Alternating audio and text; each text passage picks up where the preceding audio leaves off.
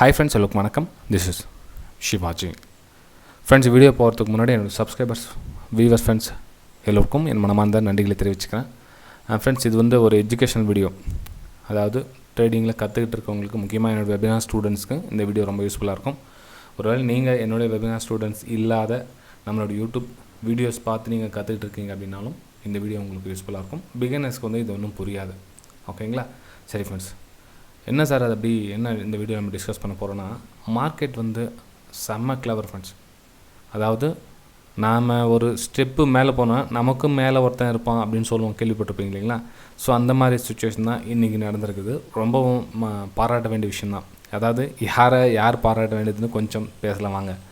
அதாவது நீங்கள் கிரிக்கெட்டில் பார்த்துருப்பீங்க, ஒரு நல்ல பேட்ஸ்மேனு யாரும் ரொம்ப ஸ்ட்ரகிள் பண்ணி தான் அவுட் பண்ண முடியும். ஒரு புதுசாக ஒரு பவுலர் வந்து ஸ்ட்ரகிள் பண்ணி அவுட் பண்ணிட்டான்னா அந்த பவுலர் வந்து பாராட்ட வேண்டியது தான். செம்ம கிளவர் தான் பவுலர் அப்படின்னு அர்த்தம். அதே மாதிரி ஒரு நல்ல பவுலர் அடிக்கிறது வந்து அவ்வளோ ஈஸியான விஷயம் கிடையாது. ஸோ புதுசாக ஒரு பேட்ஸ்மேன் வந்து அந்த பவுலர் அடிச்சிட்டாலும் ஒரு என்ன சொல்கிறதுனா ஒரு பெரிய விஷயந்தான். அதே மாதிரி தான் இந்த ட்ரேடிங்கில் கூட இந்த செல்லர் பையர் நடுவில் பார்த்திங்கன்னா, அதாவது இந்த பையருக்கும் செல்லருக்கும் நடுவில் ஒரு காம்படிஷன் இருக்கும். அது காமன், எல்லாருக்கும் வந்து ஜென்ரலாக நடக்கிறது தான் ட்ரேடிங். ஸோ இந்த பையருடைய மைண்ட் செட்டை ரீட் பண்ணி அந்த டஃப்பாக செல்லர் கொடுக்குறாங்க இல்லைங்களா? ஸோ உண்மையிலே கிரேட். அதே மாதிரி செல்லருடைய மைண்ட் செட்டை புரிஞ்சு பையர் அவனுக்கு டஃப் கொடுக்குறாங்க இல்லைங்களா? பையருடைய மைண்ட் செட் எக்ஸலண்ட். அதே மாதிரி தான் இன்றைக்கி ஒரு விஷயம் நடந்திருக்கு. வாங்க போய் பார்க்கலாம் அது என்ன நடந்திருக்கு அப்படின்றத. அதுக்கு முன்னாடி நம்ம டெலிகிராம் சேனலில் என்னென்ன லைவ் மார்க்கெட்டில் வெபினார் ஸ்டூடெண்ட்ஸ் கூட ஷேர் பண்ணேன் அப்படின்றத விஷயம் கூட ஷேர் பண்ணிக்கிறேன். ஸோ விஏ டெக் அப்படின்ற ஒரு ஸ்டாக்கை வந்து அப்சைடுக்கான மூமெண்டம் காலையில் கொடுத்துருந்தேன். இது பெரிய அந்தளவுக்கு மூமெண்டம் கொடுக்கல, ஒரு 1% மூமெண்டம் கொடுத்துச்சு. ஓகே, 400 rupees இருக்கிற ஸ்டாக்ஸ் வந்து 4 rupees மூமெண்டம் கொடுத்துருக்குன்னா 1% இல்லைங்களா? ஸோ 1% இஸ் எனாஃப், போதுமானது. எல்லா டைமுமே வந்து நம்ம 5% 4% எதிர்பார்க்க முடியாது. ஒரு சில டைமில் 4% 5% ஸ்டாக் மூவ் ஆகிடும். ஓகேங்களா? இப்போ ஃபார் எக்ஸாம்பிள் பார்த்தீங்கன்னா இன்னொரு ஸ்டாக்ஸ் இதை கொடுத்துருந்தேன். இது பாரத் டைனாமிக்ஸ் அப்படின்றது 1145 மேலே அப்சைடுக்கான மூமெண்டம் இருக்குது கொடுத்துருந்தேன். ஸோ இது பார்த்தீங்கன்னா 1184 மூமெண்டம் ஆயிடுச்சு. ஓகேங்களா? ஸோ ஆக்சுவலாக இவ்வளோ பெரிய மூமெண்டம் வந்து எல்லா நாளும் எதிர்பார்க்க முடியாது. நம்மளுடைய எக்ஸலண்ட் என்ன இதுக்கு மேலே என்ன இருக்கோ அந்த டார்கெட் புக் பண்ணிவிட்டு வெளியே வரலாம். இல்லை 1:2 அப்படின்னா இந்த அளவுக்கு வரலாம். நம்மளோட என்ட்ரி எங்கே இருக்கோ என்ட்ரியோட கேனில் லோவோ அல்லது ப்ரீவியஸ் லோவோ நமக்கு ஸ்டாப் லாஸ் போட்டு வெளியே வரலாம். ஓகேங்களா? ஸோ ரெண்டுமே இன்றைக்கி நல்லா தான் பர்ஃபார்மன்ஸ் பண்ணிக்க, ஒன்றும் பிரச்சனை இல்லை. அதுக்கப்புறம் பாருங்கள், ஓகே, இன்னொரு விஷயம் சொல்லிக்கிறேன் ஃப்ரெண்ட்ஸ். அதாவது ஃப்ரைடே எக்ஸ்பைரி டேட் வந்து சேஞ்ச் ஆகிடுச்சு, எல்லாருக்கும் தெரியும்னு நினைக்கிறேன். தெரியாதவங்க தெரிஞ்சுக்கங்க. ஜூலை 7 ஆக்டிவ் ஆகுது. அதே மாதிரி பார்த்திங்கன்னா பேங்க் நிஃப்டியோட லாட் சைஸும் வந்து கம்மி பண்ணுறாங்க. அதாவது 25 15 மாறுது. அதே மாதிரி எக்ஸ்பைரி பார்த்திங்கன்னா ஃப்ரைடே வந்து எக்ஸ்பைரி வருது ஃப்ரெண்ட்ஸ். ஓகேங்களா? ஸோ அது உங்களுக்கு நோட்டீஸ் பண்ணியிருப்பேன். அதுக்கப்புறம் பார்த்திங்கன்னா ஓகே பாருங்கள், சப்போர்ட் எப்படி எடுத்திருக்கு இந்த இடத்துல. எக்ஸலண்ட் சப்போர்ட், சூப்பர், தப்பே கிடையாது. கரெக்டான என்ட்ரி தான் போட்டிருக்கோம். என்ட்ரி போட்டால் நமக்கு ப்ரைஸ் வந்து டார்கெட் வந்து இதனுடைய ரேஷன் ஜோன் இல்லைங்களா? ஸோ இந்த ரேஷன் ஜோன் நமக்கு டார்கெட் ப்ரைஸு. ஓகே, இந்த மாதிரி போதும், நோ ப்ராப்ளம். ஏன்னா வந்து ப்ரைஸ் அப்படியே ஸ்ட்ரைட்டாலாம் ஒன்றும் போகிறதில்ல, கொஞ்சம் கன்சாலிடேஷன் ஆகிட்டு தான் போகும், கொஞ்சம் நம்மளை டென்ஷன் பண்ணிட்டு தான் போகும். அதில் தப்பே ஒன்றும் கிடையாது.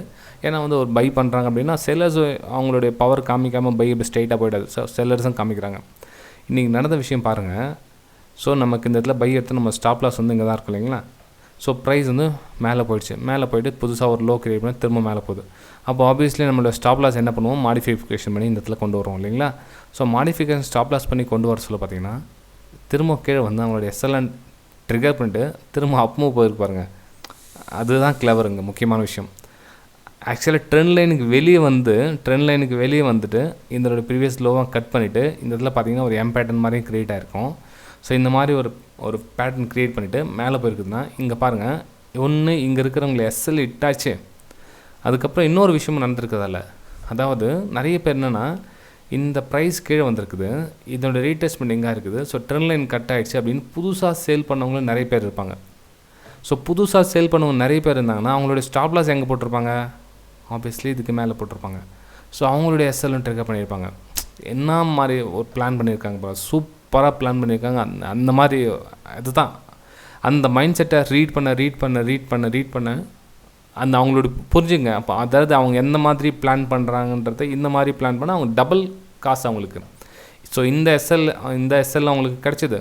ஸோ இதுக்கப்புறம் புதுசாக நியூ என்ட்ரி போட்டு இங்கே எஸ்எல் போட்டாங்க, இவங்களோட எஸ்எல் கிட்ட கிடச்சிது அவங்களுக்கு. ஸோ இன்றைக்கி டார்கெட் வந்து செம்ம ப்ராஃபிட் அவங்களுக்கு இன்ஸ்டியூட்டர்ஸ்க்கு. ஓகேங்களா? சரி, நம்ம சார்ட்லேயும் போய் பார்க்கலாங்க. ஸோ சார்ட்டில் நடந்த விஷயம் இதுதான். நான் உங்களுக்கு அப்போவே சொன்னது, இந்த இடத்துல பையிங்கான பிளான் மேலே போகிற பிளான் இருந்தது.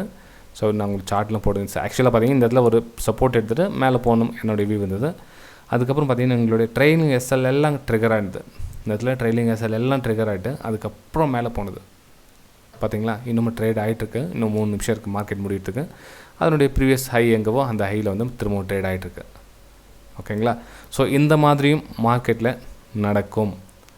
ஓகேங்களா? அதாவது உங்களுடைய ஸ்டாப் லாஸ் எப்படி போகுது, எந்த மாதிரி மூலமாக ட்ரிகர் ஆகுதுன்றது தெரிஞ்சுங்க. ஸ்டாப் லாஸ் ஹிட் ஆகுது ஒன்றும் பெரிய விஷயம் கிடையாது. ஸ்டாப் லாஸ் ஹிட் ஆகுதுன்னா எந்த மாதிரி ஸ்டாப் லாஸ் ஹிட் ஆகுது. ஸோ நீங்கள் நான் சொன்னேன் இல்லையா, ப்ரைஸ் இந்த மாதிரி வந்துச்சு, ஒரு ரீடெஸ்ட் ஆச்சு, பிரேக் டவுன் ஆச்சு. ஸோ இதுக்கு கேட்டு சேல் எடுத்தீங்க அப்படின்னா உங்களுடைய ஸ்டாப் லாஸ் வந்து இங்கே இருக்கும். ஸோ அதனால தான் சொல்கிறது, எப்பவுமே ரீடெஸ்ட் எடுங்க, ரீடெஸ்ட்காக வெயிட் பண்ணுங்கன்னு சொல்கிறதுக்கான காரணம். ஸோ ரீடெஸ்ட் எடுத்து மேலே இப்படி இங்கே வந்துச்சுன்னா உங்களோட டார்கெட் வந்து இந்த லைன் தான் இருக்கும். ஏன்னா இது வந்து சப்போர்ட் லைன், இது இன்னும் பெரிய டைம் ஃப்ரேமுடைய சப்போர்ட் லைன், ப்ளஸ் இங்கேருந்து கீழே வந்து சப்போர்ட் லைன் கனெக்ட் ஆகும். ஓகே, இது உங்களுடைய டார்கெட்டாக இருந்திருக்கலாம், இது இந்த லோ கட் ஆகிட்டு.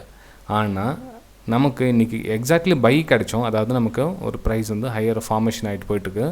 ஸோ இதனோட ஹை மேலே போக விடுங்க. இன்னும் கொஞ்சம் இன்றைக்கி இல்லை நாளைக்கு மேலே போகுது, அது என்றைக்கு போகும்னு தெரியாது. ஏன்னா 3 நிமிஷம் இன்றைக்கி போக சான்ஸ் இல்லை, மேபி நாளைக்கு போகலாம். ஓகே, நாளைக்கு கேப் அப் ஆனாலும் ஆகலாம், சொல்ல முடியாது.